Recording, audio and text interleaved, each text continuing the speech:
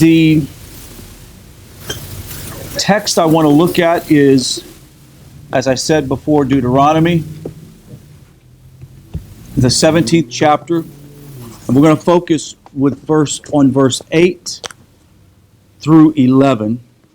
It says, if a matter of judgment is hidden from you between blood and blood, and between verdict to verdict, and between plague to plague, matters of dispute in your cities, you shall rise up and ascend to the place that Hashem your God shall choose. And you shall come to the Kohanim and the Levites and the judges who will be in those days. You shall acquire, and they shall tell you the word of judgment. You shall do according to the word that they tell you from that place that Hashem will choose. And you shall be careful to do according to everything that they teach you, according to the teaching that they will teach you, according to the judgment that they will say to you. You do. You shall not deviate from the word that they will tell you, right or left. I would like to talk to you for a few moments about this, a case for rabbinical authority. A case for rabbinical authority. One of the things that we often hear from our acquaintances and friends that come out of their Christianity, they have a real strong fear of what do we call fear of false authority, authority that is wrong. And why do they have that? Because generally you were told things that were wrong, and so you're a little shaky when it comes to rabbinical authority. Before I dive into sort of the meat of the matter and quote some sources, I want to continue sort of to introduce why this is so important for us, and especially for those people that will be watching and sharing this shiur. The issue is this. I hear it more often than none from people that say, well, isn't Judaism just no different than Christianity in the sense that a man made all these rules, these traditions? There are man-made traditions. And so I'm trying to figure, and usually when I hear that, I want to go, well, why is that an issue for you? Right? Because in Judaism, it's very clear God gave men the Torah. Very clear that he gave them the responsibility to pass down halakha and judgment, and to also not deviate from it. For some reason, in the mind of other people, while I can't accept Judaism because it's just another man-made religion. How many's ever heard that? You've heard that before, right? So the point would be, is we're going to go to the text, which I just read. This text helps to support the very fact that God set on earth a people that would preserve the Torah, and the judges within the people, that is the Kohanim, the priests, and the Levites, have the responsibility of differentiating the different nuances of the Torah and pass down a ruling, and that we should not deviate from the right or the left. And I liked what Adam said before class. We're living in a world where everybody's talking about the alt-right and the alt-left, right? The alt-right and the alt-left. And they're Nazis and they're communists or whatever it is, And the whole point is Hashem is actually showing us here, you need to stay balanced. You need to keep yourself balanced. And how do we keep our balances? Through the authority of the text. If a case is too baffling for you to decide, this is what Hashem says. You shall appear before the Levitical priest or the magistrate in charge at the time. You shall act in accordance with the instructions given to you and the ruling handed down to you. You must not deviate. Now, does the text say that you do this until a certain period of time in history? All the time. All the time. Someone would argue maybe within some more liberal forms of Judaism, well, we don't have a Sanhedrin, we don't have a temple, therefore there is no authority. Well, you and I know the authority now is the rabbinical authority that we have today, right? And that rabbinical authority derives its halakha or its lessons to follow from the text, from the sages of Judaism. Now, what content of Judaism is included in this warning, do not deviate? Maimonides and Nachmanides disagree about the subject that we're going to talk about today. As a matter of fact, one interpreting on the basis of the context of this passage, Maimonides concluded that there are three categories that this is actually talking about. He says in the three categories, matter of fact, it's found in Hilchot Mamrim, and to see Sefer HaMitzvot, Positive Commandment 174. It says, according to the instructions given you, A, these are regulations, decrees, practices that the rabbis instructed to the masses in order to strengthen their faith and improve the world, and the ruling handed down to you. B, these are the three categories. B, these things are learned through one of the 13 rules by which the Torah is interpreted. They announce to you. And then C, these are the received traditions passed on from one person to another. You know, the Torah that's passed on. So he said, this is talking about three categories. Let's go through the three categories again. First, he says, these are the regulation, decrees, and practices that the rabbis instructed to the masses, or the Kohanim, or the Sanhedrin, and which ultimately we have passed on to us today. B, these are the things learned through the 13 rules in which the Torah is interpreted, and they're announced to you. And C, these are also the traditions that are passed on. There's nothing wrong with tradition, okay? Now, there are some people out there who struggle with it because their tradition was so messed up that when they come to new tradition, it's a little fearful. Now, Maimonides' list is quite different. In his Hasagot HaRamban, first principle, this prohibition, he says, do not deviate, refers only to what the rabbis said in interpreting the Torah, such as those things that are deduced from the Torah by Midrash Halakha using any of the 13 techniques for interpreting the Torah, or interpretations derived from the simple meaning of the scripture verse itself, or part B, part 2 of B, what was handed down from Sinai.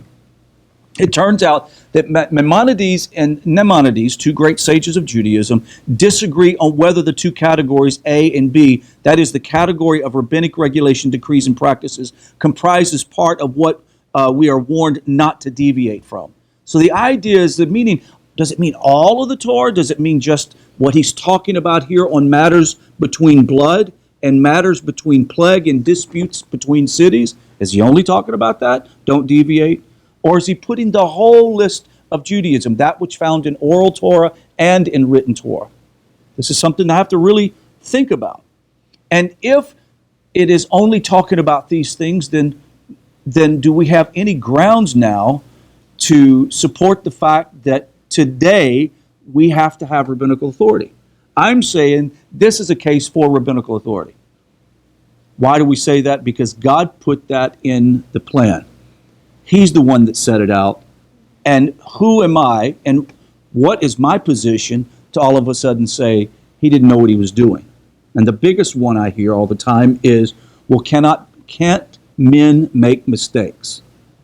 Yeah. Yes. And we're going to talk about that in a moment.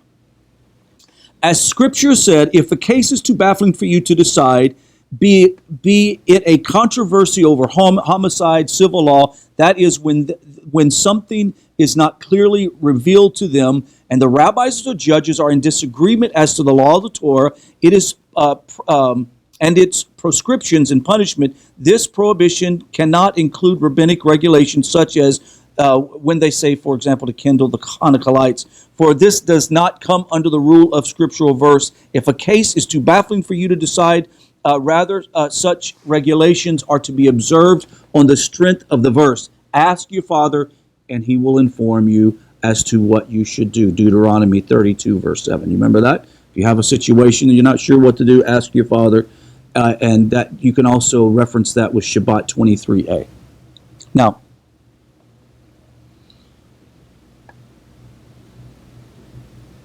Maimonides understands the words, if a case is too baffling, this way, meaning that the warning, do not deviate, pertains to the rules of the halakha that are not completely clear to begin with.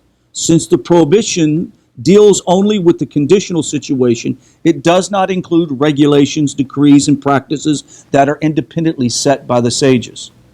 Now, the second difference between the two philosophers of Judaism views pertains to their approach to the status of rules of halakha that are derived from the plain sense of the text. Now, according to Maimonides, the prohibition not to deviate refers only to the commandments of the rabbis, whereas commandments that come from the plain sense of the scripture are commandments directly from the Torah. The fundamentals that are explicitly told to Moses at Sinai, they are the 613 commandments. And according to Maimonides' approach, the commandment not to deviate applies to all that the sages have said. So here we have two schools of thought. Everything that the sages say to include the oral Torah should be followed to the T. And this one, it says, do not deviate, one saying this is only coming from the plain text, whatever the plain text is talking about at the time. Now, what does today's modern Judaism say about rabbinical authority? Can you help me? What do they say, the importance? Is it important or not important? It's important. Absolutely. Well, it does. You're right. But I'm saying in Orthodox Judaism. Yeah, in Orthodox Judaism, rabbinical authority is absolutely important. Even down to the local community, whether Sephardic or Ashkenazi, that local community can have some traditions that are a little adjusted according to the way the rabbi teaches. Correct? So the issue is this now. What happens if the rabbis come up with a ruling that's wrong?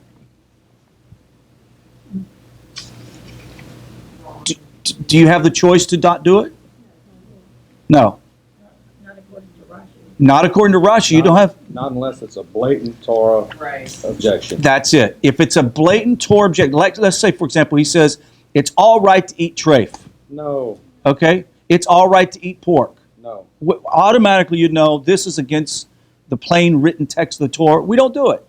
Need a new rabbi. Need a new rabbi real quick. Right. Well, yeah, you know, there were during the Holocaust, there was rulings by the rabbis about certain things because you could not eat kosher in that environment. Most of the stuff they ate was bug-ridden. You just didn't have a choice. Matter of fact, probably the only source of protein, right, in their diet was to eating the bugs. So the idea is this: if we have no choice but to follow the rule of the rabbi, the big question again: what if the rabbis make a mistake? The onus is on them, not me, not you. But we don't get to go, well, I just don't like that, and so I don't do it. I don't agree with that. Yes, ma'am. This morning, Rabbi Wolbe said that, talking about that when the rabbis or whoever made the mistake, he said everyone following the same mistake is better than everyone going their own way. Absolutely. Absolutely, 100%. And that's, you know, in a world in which most people that are watching these videos have been in, were in, or still in, is very painful when you realize that I have followed the instructions of men that were completely wrong.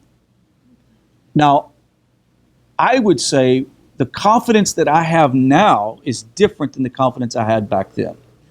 My confidence now is based on the fact that I can go do the research and the homework and find out if what the rabbis are saying is true and important to the text. Now, one asked me, isn't it possible that someone could change something and the text not be right at some place at time, and you're just following it as if it's the absolute 100% truth? Yeah, I guess it's possible. Anything's possible. Maybe in English. Maybe in English, yeah. But the whole issue is Judaism has had this ethos to always have textual integrity in everything they do, like carefully scribing things. Now, the problem is when they translate from Arabic Aramaic or Hebrew, a lot of English translations are terrible. And we find this out by some of the studies that Rabbi Katz have been doing, right? You read it in Hebrew and it clearly does not say that. And even now you can be scanning through and reading Hebrew, which is a good practice to do, and you'll come across the word and you see what the English translation of it is, and you go check the word, you go, well, I could see in a big world of big shotgun effect, maybe that's a good word, but there's better words to describe that. So, but the point is this: if rabbinical authority establishes something, we don't have a choice but to follow it. And why? Now, this is really the big thing. Why? Is it because we are in a cult and, if they tell us to jump off a bridge, we jump off a bridge? Absolutely not. Absolutely not. You're right. Absolutely not. So what is this big thing? The thing is this: the king of the universe selected a people, the Israelite people. He took them out of Egypt. He gave the Kohanim and the priesthood the responsibility to take this Torah, which was divine in its source, essence, and translate it or bring it into the physical world, and to somehow make this very spiritual, divine word and Torah words into everyday practice. And they had to have the responsibility to make judgment calls on this stuff. I'm not the creator, you're not the creator, and we don't get to decide, I don't like that. Right? I've heard people say, well, I don't like the fact that Jews think that they're the only people that have the truth, or that have the truth. And I say, well, guess what? You don't really get to determine that. God got to determine that. And if you don't like it, then you have to deal with God, not with the Jewish people. I'm telling you, there's a scene in the movie called, what's the scene? Where they're living in the woods during the war. Defiance. And the young guy says, choose another covenant people. This is like too much. Can you just choose somebody else, right? They were given the responsibility, and that's what we follow. Now, the righteous of the nations, how do they follow after, quote unquote, halakha? That's really not an issue or of importance. But if you're going to do a mitzvah, you've got to do it as the rabbis described it to be done. And if they tell you that when you do a mitzvah, that you are not to, you're not doing it for, because you are commanded to do it, that you're doing it out of just love for Hashem, then that's the way it is. Now, you can say all day long that, well, I'm commanded and I have to do all of these. You can say it all day long. It just doesn't make it true, just because you feel like it, right? And we don't get to make up our own religion because it's forbidden. Who makes that determination? God. Right. And how did God disseminate that information? Through his people. So the idea is there is a flow chart. Now, maybe it's because we're in Texas and we're Americans, as President Bush would say. We're Americans. We don't want anybody telling us how to do things, right? We're very independent-minded. You don't tell me what to do. I'm a Texan, right? I'm an independent person. The problem is Judaism teaches us interdependence, and the interdependence is on the Creator and his people. We have to depend on each other. We need each other. How do we know how to conduct ourselves in the righteous of the nations? Is by taking the tzitzit of a Jew and saying, teach us. That's how it's done. And that's what we've been doing. And so for those who are listening, who are still scratching their head and going, I'm really not sure if I trust the rabbis, it doesn't matter if you trust them. This is the way it's set up. It doesn't matter if you trust them. And that's hard. I know that sounds like in your face, get over it, you have to deal with it. But the point is, who else are you going to trust? And then I've heard people say, well, I'll just trust God. Well, that's great.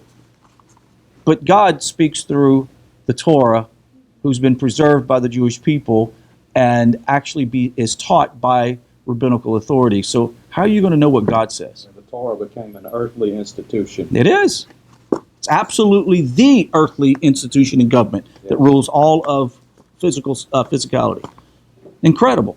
So we're living in this world in which there's chaos all around us. And the reason why so many from the nations are taking on themselves a love for Torah and love for God is simply because there's order. And so let me explain the big picture. Let's get into one of those drones, and we're going to fly at about 900 feet. I'm just going to look at the big camp, look at the big picture. The Kohen Gadol, the high priest, atones for he and his family, the Kohanim, right? And the Levites. And the Kohanim and the Levites do work in the temple to atone and to lead the people. And the people are called to be priests to the nations. The nations go to the priest of the nations to get instruction. That's where we go. That's the big picture. And the nations, when they join themselves with the people, they become the ger and the gate. They become the people that are sort of surrounding the whole camp. And then finally, unity comes to the world. The ultimate way that unity and Mashiach is going to bring about world peace is when the world realizes two things. When the Jew realizes that he has a mandate from God, or she has a mandate from God, to be a light. That's the mandate. And being a light isn't wearing a furry hat, okay? Being a light is teaching universal Torah values. That's being a light. Being a light is helping the non-Jew who doesn't understand these concepts of idolatry and what's idolatry, what's not idolatry, and helping them to understand what idolatry is. I mean, there is even in the text, in this Parashat this week, it even defines, and there's a great lesson in this, and we'll talk about tomorrow, but it's not only just idols, but it's even things associated with idolatry. God says, no. And here's the example. You remember when all of the great patriarchs built altars to God, right? Built altars, gave sacrifices, even Noah. Then God says, no more. Don't do it because the Canaanites do this. So something that he accepted in the past, no more, no mas. We're not going to do this because the Canaanites do this. And so the question is like we were talking about the other day, what do we do with our Bible that has Christian scriptures in it? When you read this text, you realize God says, no, as a matter of fact, don't derive anything from it. And how about this? Oh man, I shouldn't say this. I'm probably going to get in trouble. Listening to Christian music is something you shouldn't do. Huh? Bury it. Give it a funeral. Yeah, bury it. Respectfully. You don't want to throw it in the trash because you also have Hebrew scriptures with it. But listening to Christian music is like, that's one of the things, because now there's this concept, well, what about the aesthetic value? You know what I'm talking about, the aesthetic value? For example, let's say I love architecture and I love to go into church to see architecture, right? That's like a really funny area. But when you really get into the text, when we start dealing with the text, when God says, don't build these altars anymore, I mean, very clearly, he accepted sacrifices on altars before, and now he's not doing it.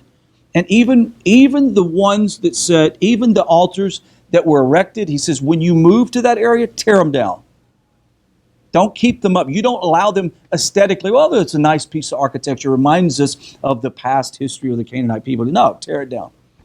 So the idea, there is a debate. If you have embraced Torah and God says not to have anything to do with these things, that means not even bringing artwork in your house that is from that. Even though you say, it's pretty, aesthetically, it looks pretty. But that would be tantamount to an Israelite bringing idolatrous artifacts into their tent and burying it. Remember this? How about during the invasion of Canaan, where they came out of Jericho and A whole family was destroyed over that one They thing. nearly lost the battle. Over, Nearly lost the battle. The next battle they fought. Many people died over. Right. Over one person's aesthetic value. He wasn't doing it because he wanted to worship idols. He took things that were related to idolatry and buried them for the aesthetic value. That's huge. Well, I got off on that big. But the reason, where do we get this from? We get it from rabbinical authority. We get it from the authorities that passed down, that God gave to the Jewish people, and ultimately the Jewish people are now passing this on to the nations. Huge. Any questions, comments, fears, doubts, unbeliefs? Now would be the time to do it. Yes, sir.